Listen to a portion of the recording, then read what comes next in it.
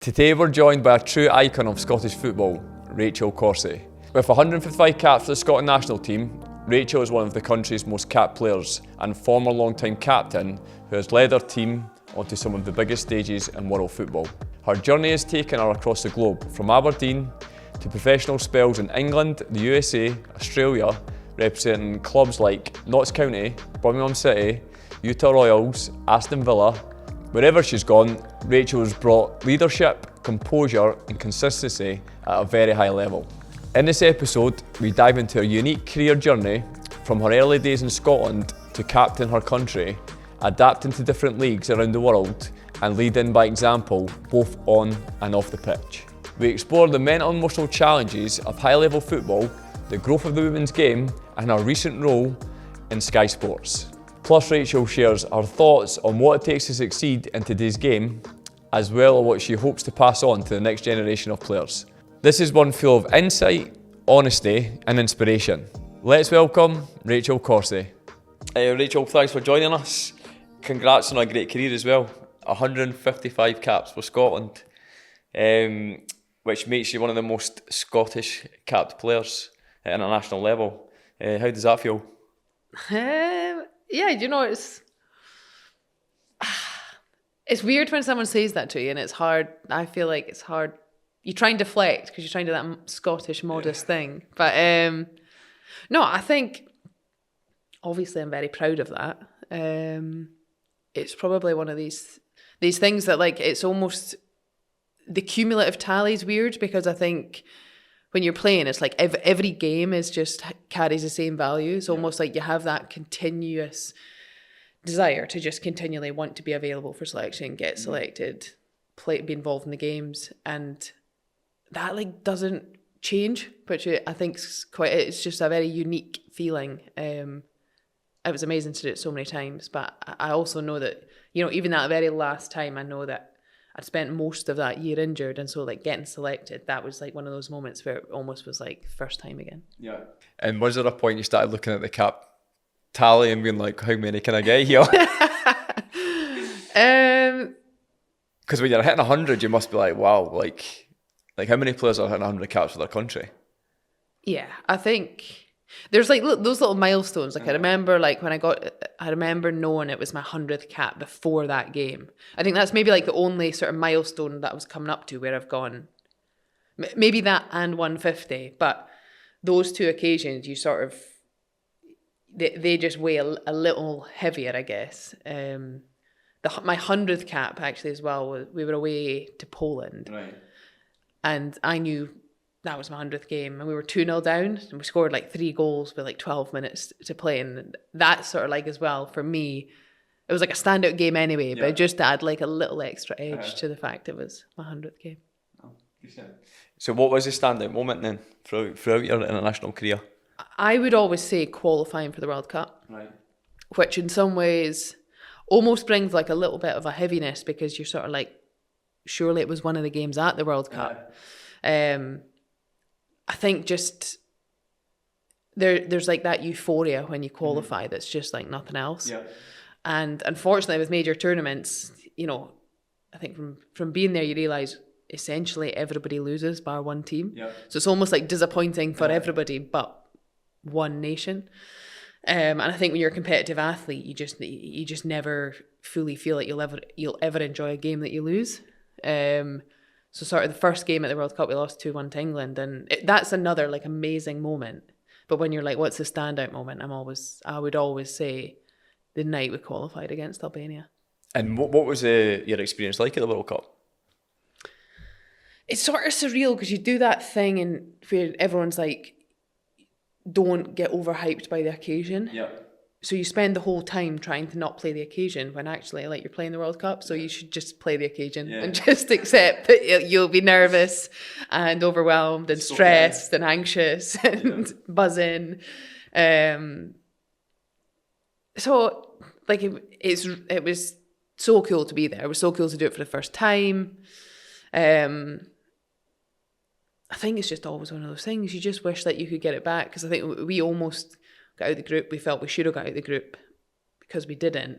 You sort of leave where you think, oh, I just wish we could do that over again.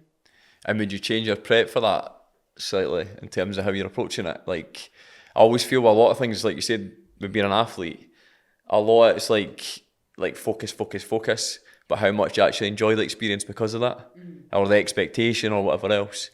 Yeah, I think I wish I could go back and enjoy it more.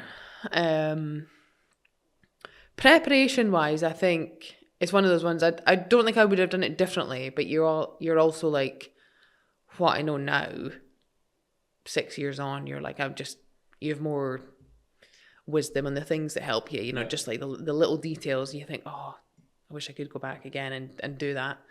I think we gave it a pretty good shot. I think there was a few things went against us. The Scottish way. The Scottish way. Yeah, exactly that. But yeah, I think I do wish I enjoyed that more, because I was very, a lot of people I think would say this, that like I was very serious. Mm-hmm. And I think probably like the World Cup, there was a few more moments I could have been a little more chill and just let myself take it in. Yeah. I'm good. How was it, obviously being the captain at that point as well? Do you reckon that's why you felt a bit more and you had to make it serious and lead by example? Probably. Yeah. I think that was always more my style. Mm-hmm. I think it's hard. I think this is not a complaint by any stretch, but I think to be in that captain's role, which at the time I was doing it for club as well, yeah, and then have had, those experiences a lot in my career.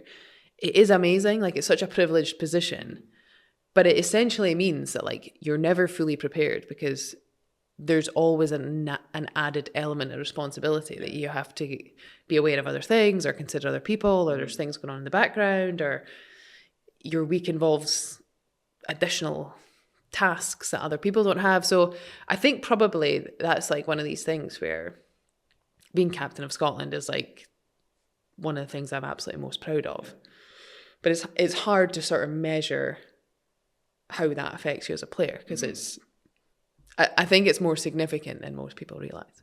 So you've played in multiple countries and leagues around the world. How has that shaped you as a player and a person? Probably more, it's had definitely a more noticeable effect as a person. Yeah. I think by the time I was going to, so I spent, up until 23 living in Scotland, pretty much immersed in the Scottish culture, let's say. And then my first pro year, moved to England for a year, so fairly similar, small jump. And then I went to the States from there, and I think that cultural change, was just like a total 180 shift. And I think that's probably the thing that that's probably the thing I'm most grateful for, and the fact I had the opportunity to go abroad and play in different countries and states, and just you meet such a diverse group of people throughout that path, and you realise, at different points you're all together in the same room, but you've all had totally different journeys of getting there, your different ages, your different nationalities, all these different stories. I think you just have to become much more open-minded. You're much more aware of just other things in the world. And that definitely had like the biggest shift on me. I was just so like stuck in my ways to an extent, but primarily because I only knew kind of that one way. Yeah. And I just remember that sort of opened so many doors and just conversations. It's definitely the best thing about being able to travel and meet other people. You just can't help but learn so much and change your views, and just be like open to other views. And I think that's like something in life that I think is a good reminder for everyone, really. Did you notice a difference in terms of the sort of environment, in terms of, was it more positive than what we're used to in Scotland? Significantly.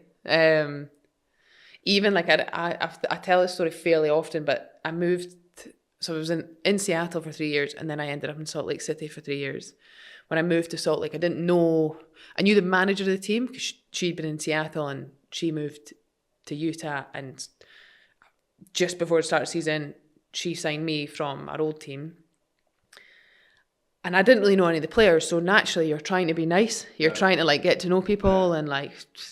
So then one of the days the captain asked if I wanted to get coffee, and the captain at the time was also the US national team captain. Right. So I was thinking, buzzing, like this was a big deal.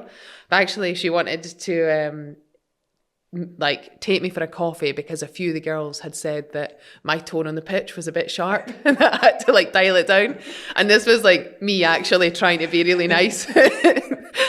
So yeah, even like 3 years into my US time, I was still a bit sharp in the Scottishness.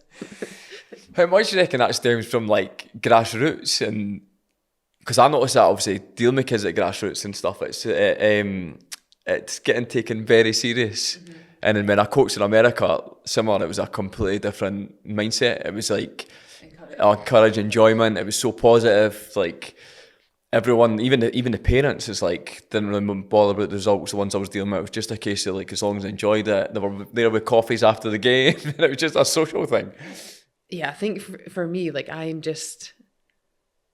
like so competitive. Mm-hmm. And I think probably just like the strength of my accent goes up a notch when I'm then like in the thick of training. And I think, I was misunderstood. Yeah. But so you took it well when you had got the feedback? Yeah. I feel like I had to. I mean, like, I think probably playing with Becky is like one of those.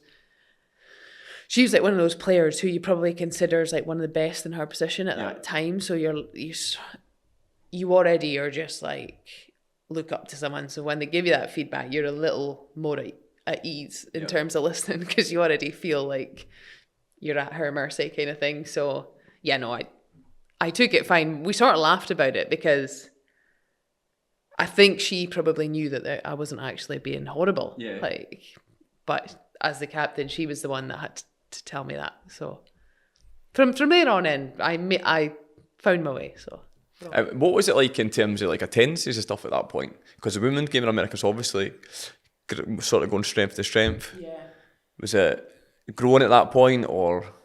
Yeah, I'd say there was like a mix across the league. So you'd have some teams like at Utah that year. We sold out the stadium for the first home game. So I think we had like 25,000. Then there was a few other stadiums, teams that were had already had some success and a little more established, like Portland, they sell out. And then there's sort of the full spectrum. There are a few other teams who didn't quite have the same following and played at smaller stadiums, things like that. But I think probably the American League and the English League are very comparable in terms of, I think the leagues at the moment started within like a year of one another.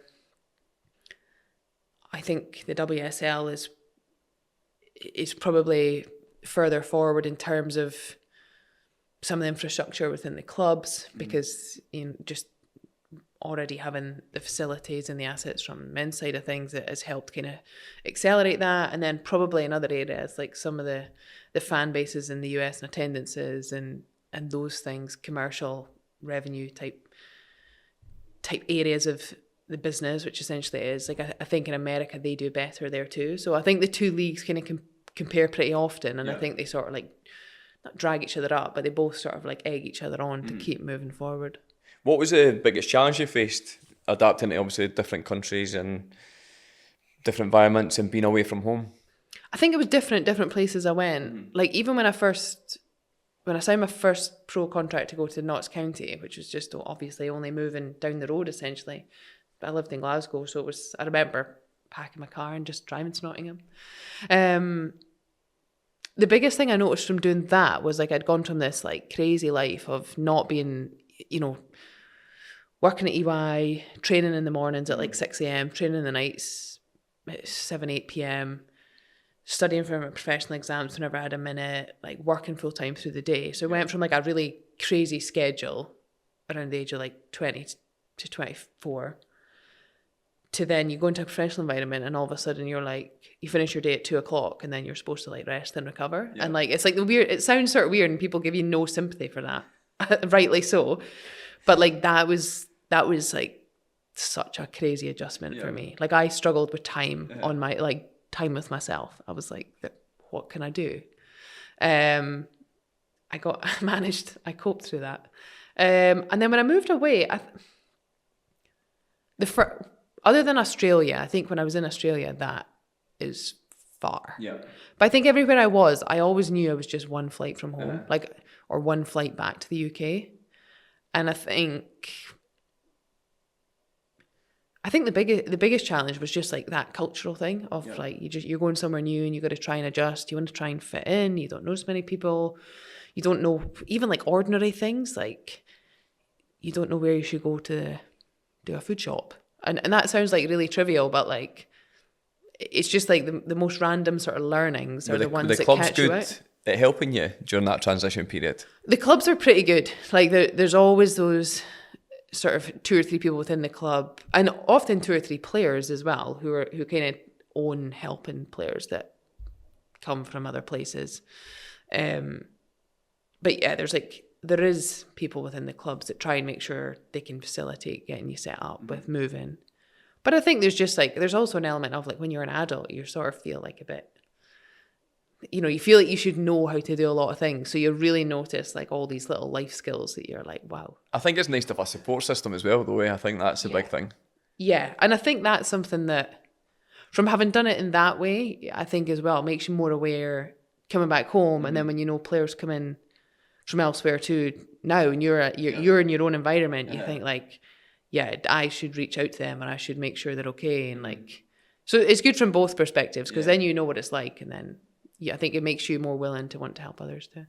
You touched on travel. How hard is that when you're obviously trying to compete at a very high level? It was brutal in America. And then you've got the heat. I think pretty much they still play through the summer. But at the time, I think of the 12 teams that were in the league when I was in it, there's now more, but it's like 10 of the 12 teams played in very warm places. So that was a big adjustment. Taking flights to games, like especially like Seattle. When I was in Seattle, you've got flights to New York, flights to Florida. It's like almost as quick to fly from those places back to the UK than it is to fly back to Seattle. So you're sort of doing like a 6-hour flight and a 3-hour time difference, which it is sort of crazy when you're used to just jumping on the bus for a couple of hours and thinking that was an away day. Did it affect your sleep schedule and all? The worst was when I would do international games. So like if I was coming back for a Scotland game, that was always brutal, because typically the windows are like 10 days. So you'd have played at the weekend in America, wherever you were, you'd travel home. Time zone wise, they're like behind. So by the time you travel home, you've maybe flown through most of Monday, either land Monday night or you land Tuesday morning. Then you'd have a national team game probably on the Friday and then the following Tuesday. So it's like a pretty quick turnaround. Your jet lag would like peak the night before the games. And then by the time you're pretty much over the jet lag, you'd now be flying back to the US. So it was literally like worst case scenario. And then you've got to do like the same in reverse. So that was when I found it the most challenging. Sort of like the flights internally, I feel like you adjusted to that. Yeah. But yeah, adding in the international games, that was tough. Yeah. You touched on there, obviously the heat. Did that factor the way in terms of, was the game a bit slower in terms of the opposite? Like very like typical like American, like very physical, just go. I found that like a challenge though. I think as you get older, just naturally everyone goes, oh, lose your pace, you lose your pace. And so I was like, right, I'm going to do my best not to, and I'm going to add on to that. I'm going to play in scorching heat against like some of the fastest players in the world. But yeah, I think like in some ways as well, the American game doesn't get the credit it deserves. I think a lot of people sort of dismiss it at times as being very primarily physical. It's much more than that. But at the same time, like some of the athletes that play in the league are like they could literally do athletics. Yeah. See, on that, do you think it's genetic based, or do you reckon the fact when you look at American high schools and stuff, they've got such good like strength and conditioning programs? Like when I was over, like even being in the high schools, I was like, wow, like the facilities were like unreal, the gyms were unreal. It was on par with like I'd say like a lot of Premier League clubs here. Yeah. In the Scottish Premier League, probably not English. But I was blown away by it, and I was thinking to myself, and I seen them, they would always be training in the morning and after school. Yeah. So it's you're setting yourself up to succeed, but obviously having that all in place. It definitely like heightens the level of everybody. I think that, you know, top level, there's a genetic element, I would think. But yeah, I think just like the culture over there is so, I think it's opportunistic. You know, I'm sure there are kids coming through high schools who don't particularly enjoy sport, and therefore they're not that bothered by the facilities or getting that chance. But I think if you do like sport, or you're willing to be open to it, then like that's incredible. I think like I wasn't really exposed to sort of gym and strength and conditioning and all that stuff till I was like 16, 17, which when you think about it, that's like beyond your peak kind of developing years. So you miss a huge opportunity there, and you're always kind of then playing catch up. And I think even when I think of my career, that's like the part where I think I wonder how it might have helped me if I'd had that sort of like nutrition input, sports science input from like a much, and obviously now that is a thing, you know, now there's academies and clubs here have a much better infrastructure for that.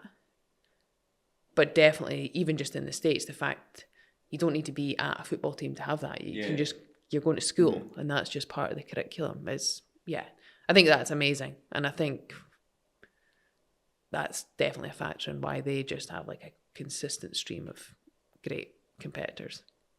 Yeah, no, I find that so interesting. Like, that's what I'm really interested in, and I feel like in Scotland, like we do miss a lot of that. You look at like athletes, and people obviously genetically are different starting points, but if you got them in the gym, the right nutrition, the right program, in terms of where they're functioning at the minute, like percentage wise, you could get them performing way higher. But I do feel we miss a trick on that. Because again, like you say, unless you're in a certain environment, like you're going to miss out on that. And a lot of kids might develop late, so they're missing that opportunity to then progress themselves and push on. Yeah, and I think even just from a health perspective, I think there's a trick we miss, because I just think it's not just, that doesn't just benefit people that go on and be, you know, sports superstars. I think it's something that benefits everybody. Habits, lifestyle. Yeah. Feeling good about yourself. Exactly. Yeah, 100%. So you've captained at the majority of clubs you've been at, as well as being the captain of Scotland. What qualities do you think make a great captain? I think you have to be responsible, reliable. I think willing to put others before yourself, willing to speak up, willing to listen. I think that's probably the biggest one that I realised later in life. Yeah. I think really those things are big ones. I think as well, like being open to people. I think like you've got to make the people that you represent feel like you do represent them. They've got to feel like they can come to you, and yeah, I'd go with those attributes. So building honesty and trust. Yeah. What do you think that was your biggest skill set as a captain?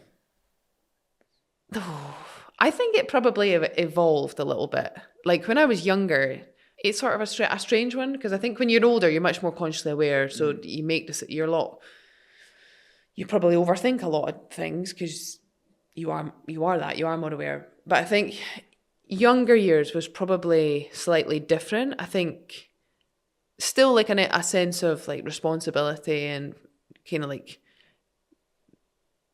you speak up, vocal sort of in training on the pitch, speaking to the manager, things like that. But I think when you're younger, so for me anyway, it was a little more of like the role model type thing of just like trying to be a good example across the board. Like I was always like, I would never miss training. I think probably my competitiveness meant I was just always in it for the team because I just always wanted to win. Yeah. And that was probably like the underlying nature of me in my earlier years. And then as I got older, you end up taking on like a little more responsibility, and then building that trust becomes a thing, and having more conversations and trying to help the people around you. I think that then became a bigger part. Which I think, again, is almost as natural as you're older. There's always, younger players coming through, and you just have to always be aware and just sort of, like I say, like you end up having so many conversations, so many things through the week that most people don't even know they happen. They're just like every day there'll be like something or multiple things, and some are small and some are more significant. Some are about football, some are not about football, and all these little things just become part of the week. See the fact you were so competitive, do you reckon that's why you went on to have the career that you've had? Probably.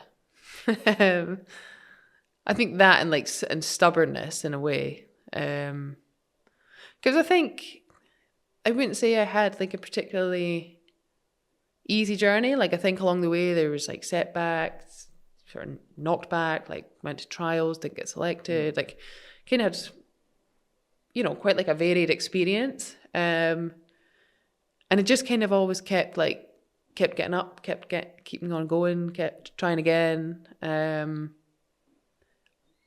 But I primarily did that because I was competitive, but also because I loved it. Yeah. And I think that's also where it's a really fine balance especially when you're a professional.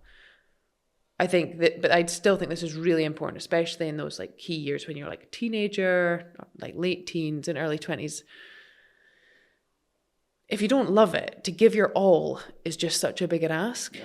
Whereas if you love it, to give your all, make the sacrifice, make the choices and do all those things, like, that's a lot easier to do because you're like, I'm willing to do this because I love the end goal, whether that's like training at the end of the day or game at the end of the weekend or going to a Scotland trial. So I think probably a combination of being competitive, being stubborn, but also just actually knowing I have a genuine love and passion for football. If you were going to put a percentage in terms of ability and the stuff you've just listed off there, what are you thinking is the most important? I've played with players that are technically excellent, but it's always been the ones that are like disciplined and obsessed with pushing themselves to be better that end up excelling. And the ones with ability but don't necessarily have that drive are the ones they'll do well to a point, but then when it gets tough, their careers have just sort of... I think it's a bigger percentage, the attitude and the application part. I think you have to be like exceptionally talented. And there are people that do make it like this. You have to be exceptionally talented to just get to what you describe as the top with just your ability. Yeah. And so it's always hard to fully say because I guess like you never fully know if you reached your potential. I think for me, there was a much bigger portion. Like I'm going to say almost like 70-30. Yeah. Because like when I think about it, when I was up until the age of about 16, I only played once a week. I only trained once a week. I trained on a Tuesday and played. And part of that because I wasn't allowed to play for the school team and just kind of as a result of that, I played other sports. It was like I did a sport probably most days. Yeah. It just was only did football on a Tuesday and a game on a Saturday. So it can't be, like for me, it can't be primarily ability because I didn't do football enough. I think that my ability allowed me to then be like, right, if you apply yourself, you can keep working up the chain. So yeah, I think like, and I think I just value those things a lot more because I think it makes it more rewarding as well. Yeah. Do you know what I mean? Yeah. That you've maxed out the potential that you've had and had the career that you've had. Yeah, I think I feel that too. You touched on being the captain of Scotland and the additional responsibilities that you had. Did you feel pressure when you were captaining at the top level? Yeah, I suppose you do. You do. It's weird because you're the first person that's asked me that question. And I've never perceived it as pressure, but there definitely is. And it's sort of weird because you always remember the things that you wish you did differently. Like one of those things being, I remember there was a couple of players didn't get into the World Cup squad. And that's always the worst part of major tournaments is people not making it, whether it's selection or injury. And one of the girls, and I never phoned her, and I should have I should have. Yeah. And it's sort of like those moments are like the little like pressure moments that you think about, and they sort of like stay with you, and you're like, I wish I could go back, take that back and do it again. And you learn as you go, but there are a lot of situations that you're in and you get them wrong, and it weighs on you and you think about it, and those things can, I think, impact you. I don't think I don't have loads of those examples, and I would never blame a poorer performance or a bad performance on those things. But quite naturally, like if you didn't have those extra pressures, you wouldn't have to worry about them. But you do, and sometimes the things get quite heavy. You know, there's been times when there's been quite sensitive issues happened, and those are never nice, especially whether they involve you directly or indirectly, or other people or friends or teammates, or, you know, there's staff things, and it's just the nature of life and sport and these environments. But there's definitely a pressure that comes with it. And I think that's the sort of thing, when you agree to be the captain, you take that on, and that's why it's never something that outweighs the good things that come from having that role. But it is something that you naturally just have to deal with. I think it's interesting that you mentioned everything there was external factors and not actually the performance part. And it just shows you when you're going to games how much you're obviously dealing with prior to getting to the point of playing. Yeah. And a lot does add up. Yeah, like if you believe like the 1% things matter, which I believe they do, that's definitely contributes to a few extra, those little percents. See the one you talked about with not phoning the player? Yeah. Would you normally phone players if they never made the squad? Not normally, but I think there's like certain... It's tricky because sort of one of these battles that kind of... This is like a deeper conversation, but the whole like equality and equity thing. It's not sort of like a one blanket fits everyone type thing. I think there's certain circumstances though, and in this circumstance, it was like a big decision that this person is also someone who I've known and played with for a very long time. And I remember she said to me, she was like, I just would have expected you to phone me, and I'm disappointed that you didn't. And I think then you just, you know, it's just a learning moment. And it wasn't because I didn't think of them, and the only bit I missed was I didn't actually make the phone call to tell her that I was thinking of them. Yeah. And so it's just it's just like a little moment, and you just have to take the lesson, and in the moment just apologise, then we are still friends. But it's not ended a friendship. It's just like those little moments where it's like the nuance of just, you got to know your players. You've got to, and you very easily could make the wrong decision. You could have done the opposite. You could have phoned someone and they could have been like, I didn't want this phone call. So it's a role that you'll never get absolutely 100% of the things right. But it's also a role that gives you the chance to just learn. And that for me was just that it's just the moment that I often think about is that's like the biggest moment that I wish I'd done something different. I think it shows as well that you care about your players. Like, do you know what I mean? Like, nobody's perfect and folk going to make mistakes. But I think if you put your hand up and accept the fact that you could have handled differently and you've learned from it, like, what more can you really ask? Do you know what I mean? Yeah. And it's unfortunately the worst lessons are the ones that hurt you the most. Do you know what I mean? And then you go back and you reflect. Yeah. Which leads us nicely into the next section of questions. So what role does mental health play in high-level football? And how do you personally take care of yours? I have a life coach, a therapist, however people want to call that. I have one I work with now. I've worked with her now for a little while. I've had others as well in the past. There's often as well sort of psychologists that work with a lot of the clubs now. So it's kind of they facilitate different things. So often the ones at clubs, they will do one-to-one work, but they do a lot more like team-specific stuff. A lot of that came like later in my career. But sort of I personally do one. I enjoyed doing it as a player, and I sort of realised that for me anyway, and I think this probably is a lot of people, but for me, like, I didn't so much need much support in terms of dealing with like the pressure on the pitch or nerves or that. Not that I didn't feel those things. Yeah. I just never felt I needed much support with dealing with that for the football side. I found more it's sort of this holistic thing of whatever's going on in your life off the pitch.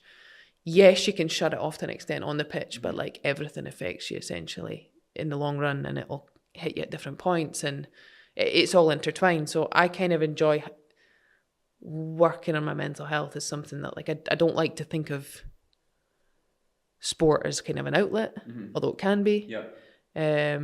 I just think it's opened doors to let me actually be quite transparent and honest about how I feel, and that it's okay to be like, I consistently do work in that area, because I know that there'll be times now, in the past, in the future, where you don't feel good about things, or you're anxious about stuff, or, you know, there's things going on you just need to talk to someone about.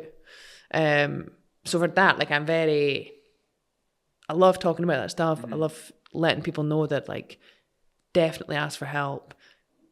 Definitely, like, support anyone who wants to get help, wants to have someone that can support them in that area. Because I think we all have all the feelings. Yeah. And some of us try and have them. I'm someone who, a lot of people would laugh at this because they're like, you never tell anyone how you feel. Right. You like shut it down. Like my friend Jenny, she calls it like my vault. Right. She's like, you're going to open the vault today, or we're just keeping everything like shutting the vault. But I think even that, it's just like knowing different people deal with different ways. Yeah. It's not a one size fits all. And I think everyone should be open to it and be willing to do it, because I do think it's a good thing. And I think in sport, I think sometimes it almost shines a microscope on it, because you're in a world whereby it's 24/7, can be really intense, can be a lot of pressure. And because of that, typically feelings and thoughts and everything, it can like spill over at times. And then, you know, you see people saying, I needed to get help, I needed to stop.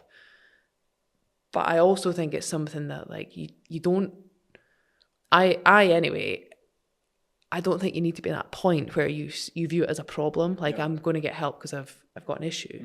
It can actually just be like, I want to improve how I think about things. I want to improve how I feel. I want to improve how I deal with things when I feel like this. And I think like there's sort of this concept of like we only have it, or we only ask for it when there's a problem. Yeah. But I actually think again it's back to that like sort of like 360 of like it can be valuable to you without you needing to be in a place of you're trying to fix something. I think people train their bodies, but they don't want to train the mind. Yes. And I'm massive on that as well. I think going through my personal development journey, it's the biggest thing that's changed. I think being brought up in Scotland as well, you sort of don't show your emotions, you see it as a sign of weakness. Yeah. And then the more I've went on about it, the most confident people are happy talking about their problems and getting advice from other people and having an open and honest conversation. Yeah. And with most things, most people have either felt it before or someone's had a similar experience, or, you know, and I think sometimes when you do feel like you're feeling something and it's making you anxious or feel sad or however you feel, you almost can do that thing where you're like, oh, this is a me problem. Yeah. But it very rarely is that. And I think that's also what I found. And I probably was that person the Scottish person who just never talked about feelings. And now I've got older, I'm like, talk about your feelings. And do you think that's a generation thing in terms of being brought up that way? Probably. Because my mum and dad are very,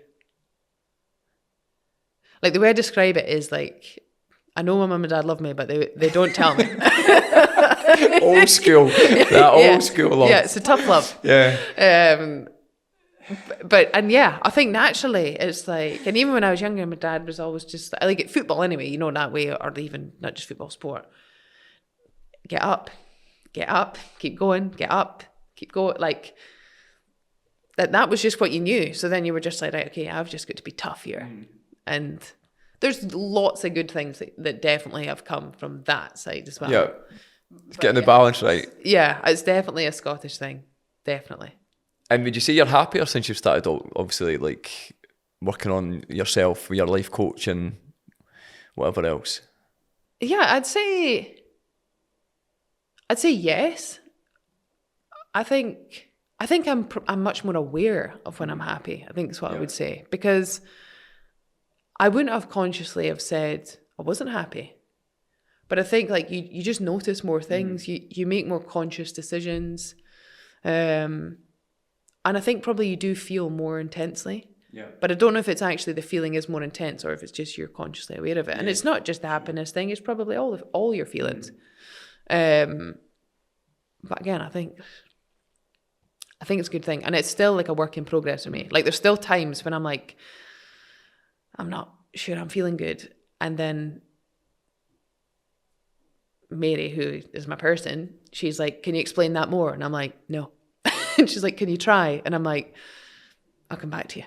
Yeah. And she's like, okay, that's not that helpful, but come back to me. Being human as well, you're going to have good days and bad days. I think it's just having the skills to actually navigate it. Yeah, and I think that's what people are. I think maybe I was scared of like not knowing, and even now it's like even just being like, I'm not sure how I feel, but it's actually okay to just feel like that too. Or like it's okay to be like, I don't feel my best today, but I'm not sure what the cause of it is.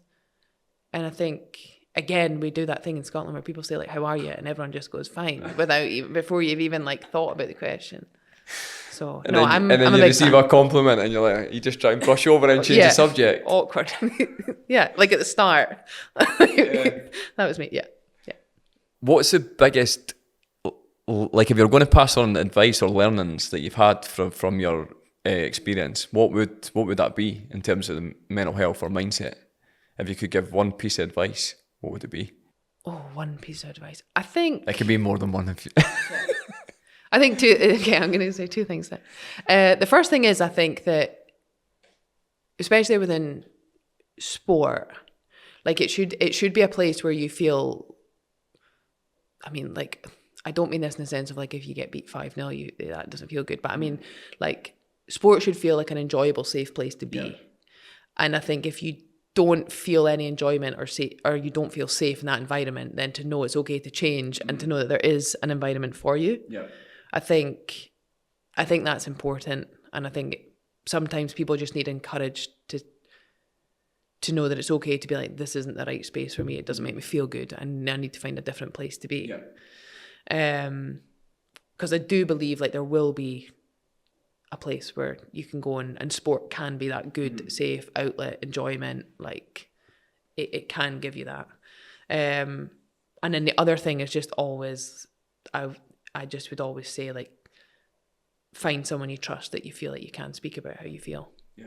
And that's not like the easiest thing. Like there are loads of people who I've played football with. I wouldn't share how I feel, and that's not because I think ill of those people. It's just like sharing your feelings is something that you do need to have trust with. Yeah. But again, I think when you find the right safe environment, then naturally those people appear in your life, and you know they're my people. And I know if you're not having a good time, then those are the people to go to. Yeah. I've been trying to incorporate, so like it's an app, but it's got pre-game assessments. And it asks the kids to say how they feel before the game. Yeah. Because I think it's like anything, like my coach is to push them to be better, which can be uncomfortable at times. Yeah.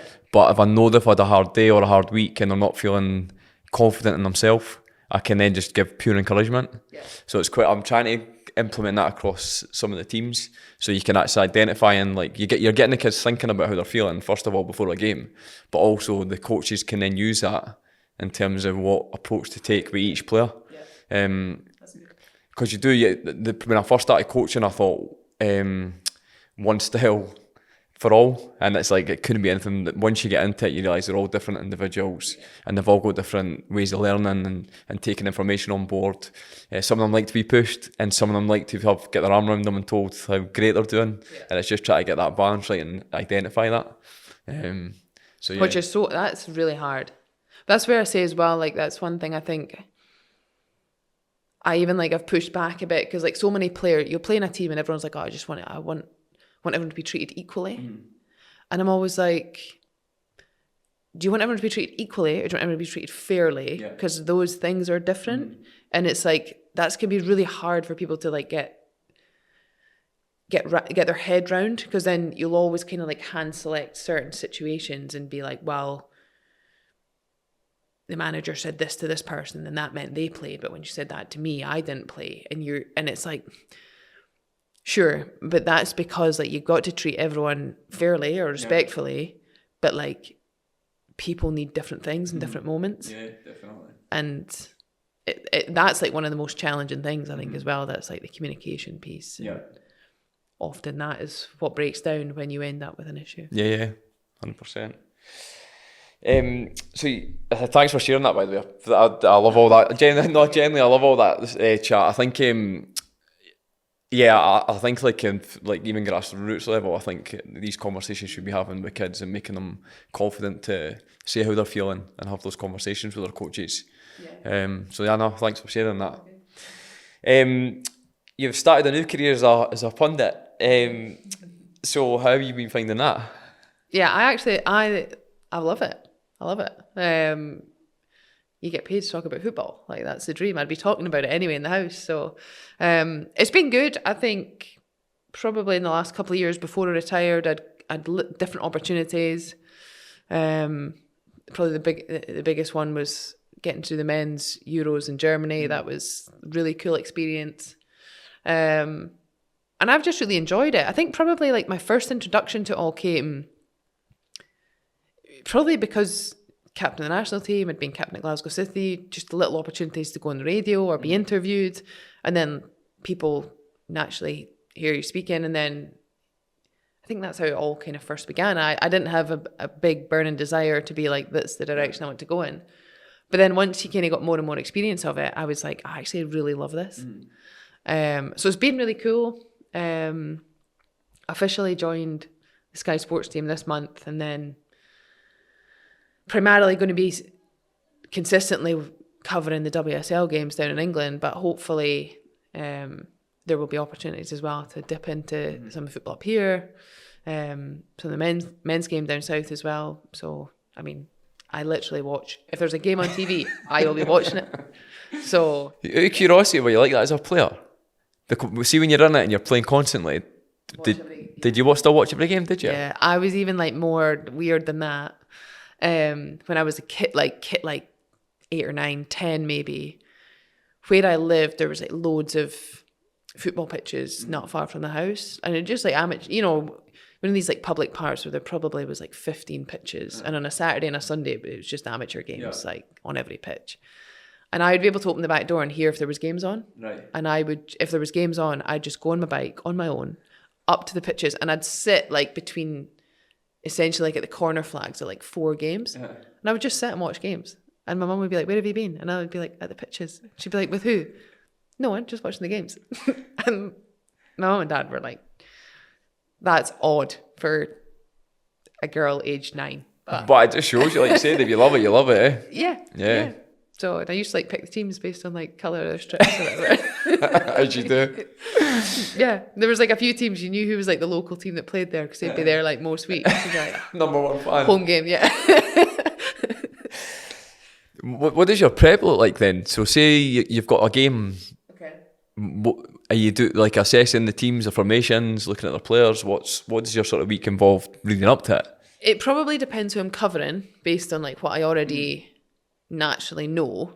A lot of, like, you get a lot of prep sent to you. They send you like stat packs and stuff that have like every detail you could ever imagine. So it's almost like info overload, but it's like really helpful to just, then you can sort of pick and choose what you want to focus on. I typically like to just get a feel for like current form, any sort of like standout bits of information, like player specific stuff. You look at kind of, you'd be looking at like results, looking at who's played like most games, goals, assists, chances created, that kind of stuff.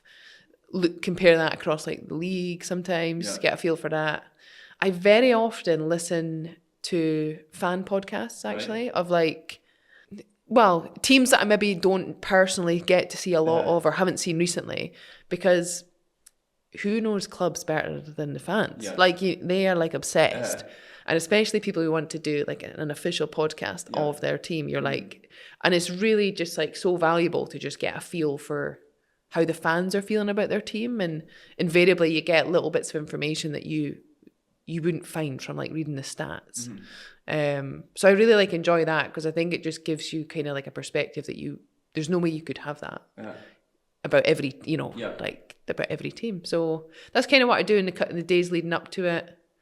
And then you sort of typically find once you're in like the run of the season, you naturally have like your knowledge builds naturally.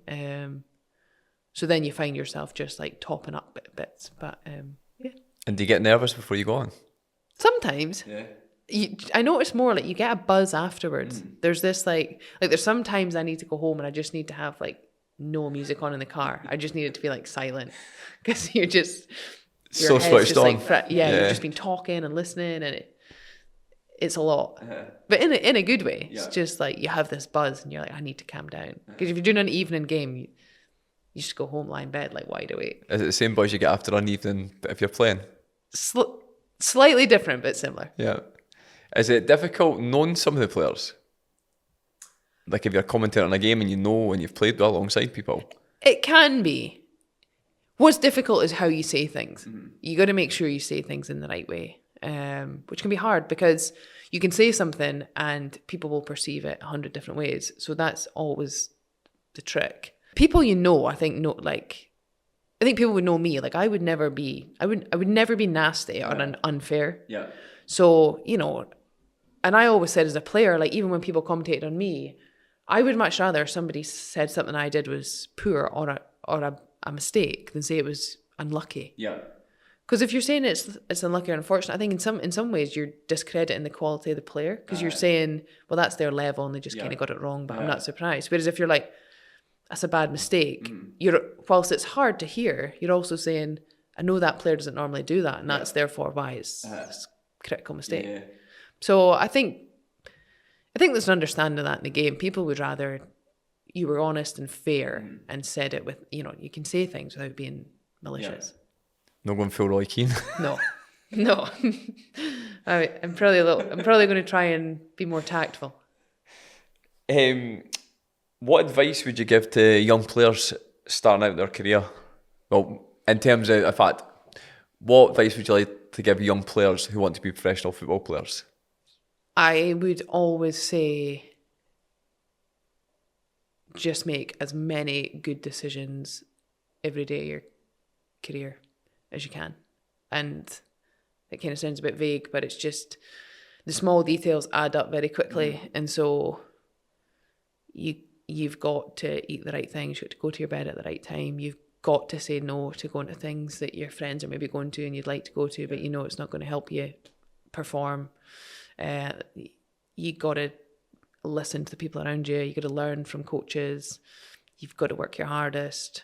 And all these things are choices. That's, you decide every day whether you're going to do those things or not. And it probably goes back to, most people don't. And that's where there's lots of people with good ability that don't make it in every sport. And for the most part, it's because they just don't make enough of the good decisions. Yep. And they make a lot of good decisions. But I think it's the people that make the most good decisions that end up getting there. Incremental gains. Yeah. And discipline. Yeah, 100%. Do you think part of the problem though is a lot of people don't have the people around them and the knowledge to help them on their journey? Because we talked, obviously, I'd say you're an exception, to be honest, the fact that you've what, you said 16, you were only training once a week. Like, I think those are really, like, important years of development. Yeah. So if you're getting the right information from, say, like 12, 13, and you're getting all the, like, sleep pattern, nutrition, strength conditioning, mobility, recovery, obviously your technical and tactical sessions as well, like, everything's in place for you. It's going to be a lot easier for you to get those incremental gains as opposed to somebody that's maybe having to try and research things himself on YouTube. And I think now there is a lot more access to that. Then,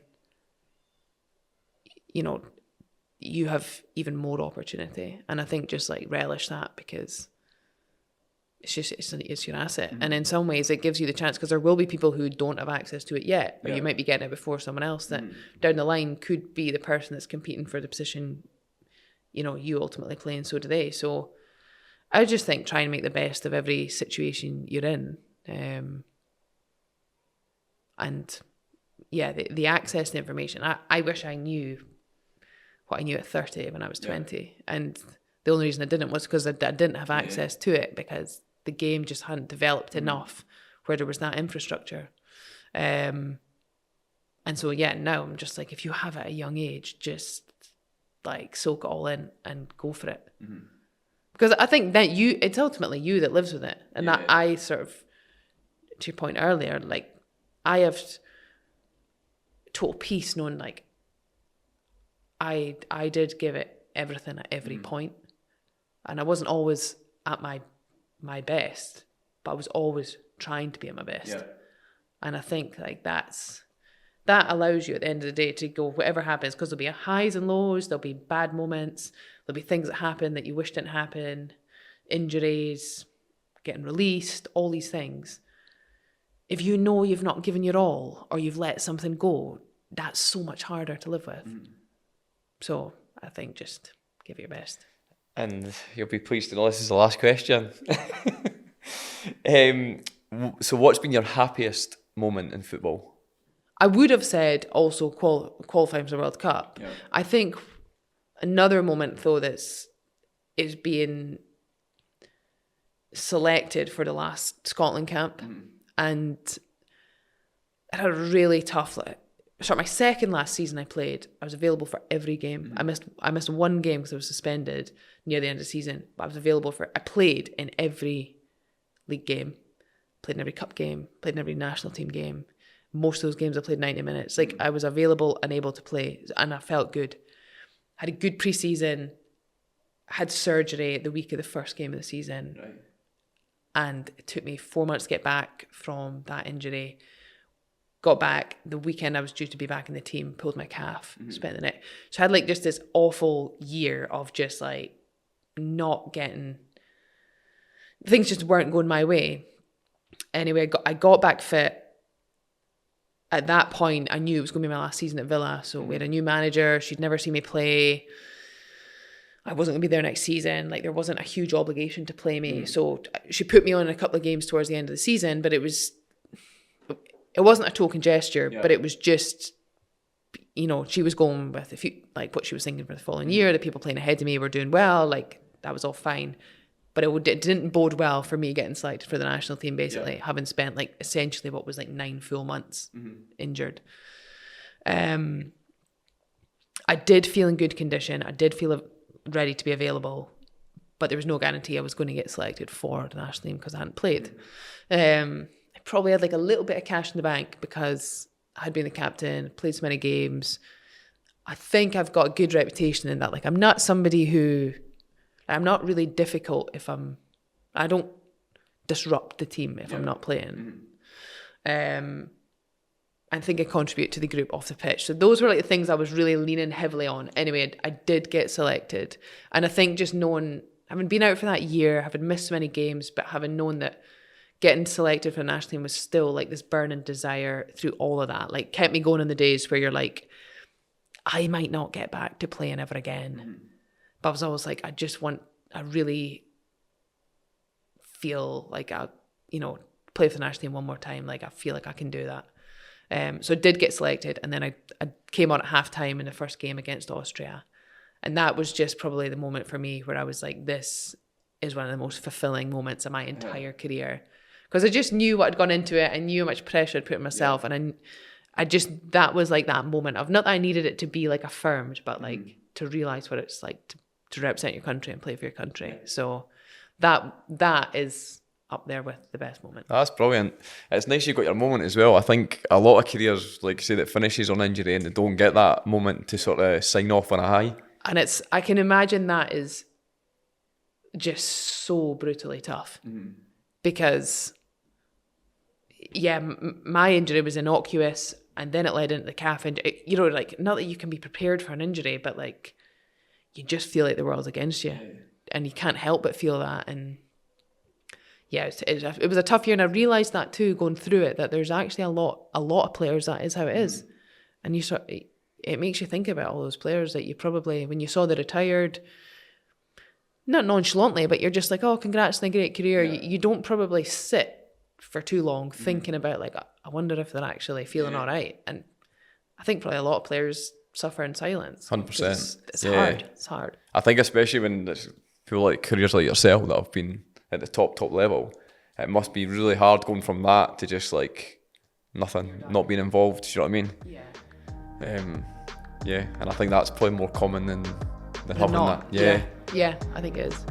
Oh, brilliant. Thank you so much for coming on. It's, I really enjoyed the conversation, and congratulations on an amazing career. Thanks so much.